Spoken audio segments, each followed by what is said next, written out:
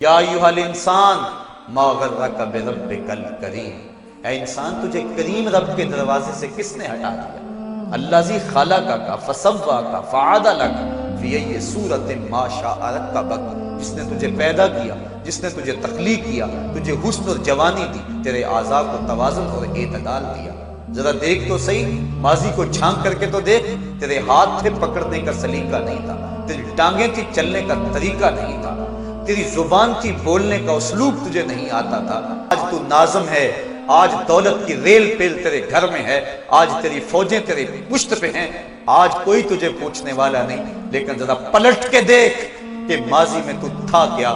اچھا پیچھے نہیں پلٹ کے دیکھنا تو ذرا آگے پلٹ کے دیکھ لے، پھر دوبارہ ہو وہی حالت۔ ڈنڈے کو پکڑ پکڑ کے چلے گا، پھر ڈنڈا بھی جواب دے گا۔ چارپائی سے لگ گیا، فالج ہو گیا۔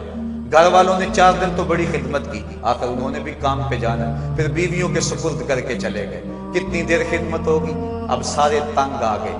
آہستہ آہستہ منہ سے یہ دعائیں نکلنے لگی، اللہ بابے کو پردہ دے دے تو ٹھیک ہے، بتا ہم تجھے پردہ نہ دیتے تو کیا کرتا؟ ہم نے زندگی دی، یہ بھی ہمارا احسان۔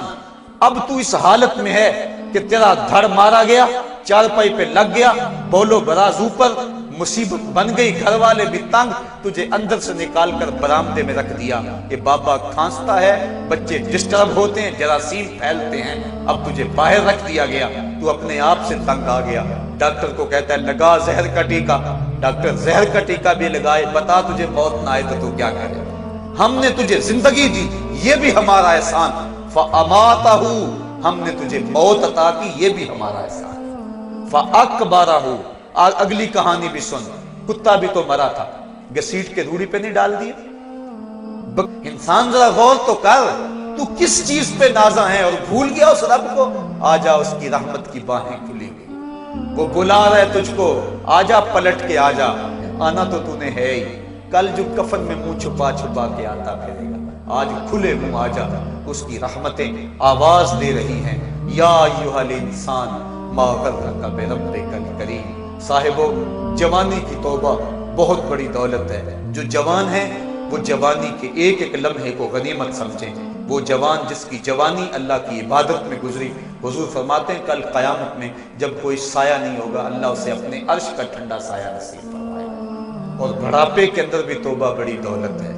وہ جوانی کی فضیلت زیادہ ہے، لیکن بڑھاپے کے اندر بھی توبہ نصیب ہو جائے تو یہ بھی بہت بڑا اعزاز ہے۔ ورنہ ہوتا یہ ہے کہ قبر میں ٹانگیں ہوتی ہیں اور گناہ پہ گناہ کیا جا رہا ہے۔ وہ کیا کہا تھا میاں محمد بخش عارف کھڑی رومی کشمیر نے کہ ہڈیاں کمبن گوڈے کھڑکن تے اڑ گیا لگ تیرا، اجے بھی بدیوں باز نہ آیا، جیو مرد دلیرا۔ اے انسان کدھر بھٹک رہا ہے، مالک تجھے آوازیں دے رہا ہے۔ کبھی بھاگے ہوئے کو بھی یوں آوازیں دی جاتی، کبھی در چھوڑ کے بھاگنے والے کو بھی یوں بلایا جاتا ہے، لیکن کہتا ہے توبو الاللہ، آ جاؤ، میری رحمت کے دروازے کھلے ہوئے ہیں، ابھی مغرب سے سورج طلوع نہیں ہوا۔ میرے بندے، جب تو توبہ کا ہاتھ پھیلائے گا، میں تیرے گناہ جو ہیں وہ فرشتوں کے خیالوں سے بھی مٹا دوں گا، نامہ اعمال سے بھی مٹا دوں گا۔ جو زمین گواہ بنی ہے وہ بھی گواہی دینا بھول جائے گی، تیرے اعضاء بھی بھول جائیں گے، گناہ تجھے بھی یاد نہیں رہیں گے، اور ان 4 گواہوں کو یاد نہیں رہیں گے۔ کل قیامت کے دن جب رب کے حضور ملے گا تو کوئی گواہ تیرے گناہوں کا موجود نہیں ہوگا۔ آ تو صحیح، جھولی پھیلا تو صحیح، ہم تو مائل بکرم ہیں، کوئی سائل ہی نہیں۔ ہم تو مائل بکرم ہیں، کوئی سائل ہی نہیں، راہ دکھلائیں کسے، کوئی رہ روے منزل ہی نہیں۔ آؤ، توبہ کا دروازہ کھلا ہے، اس کی رحمتوں کا دروازہ واہ ہے، اس کی کرم نوازیاں تمہیں آواز دے رہی ہیں۔ جھجک آتی ہے اس کے در پہ آتے ہوئے، چلو میرے نبی کا وسیلہ لے کر آ جاؤ۔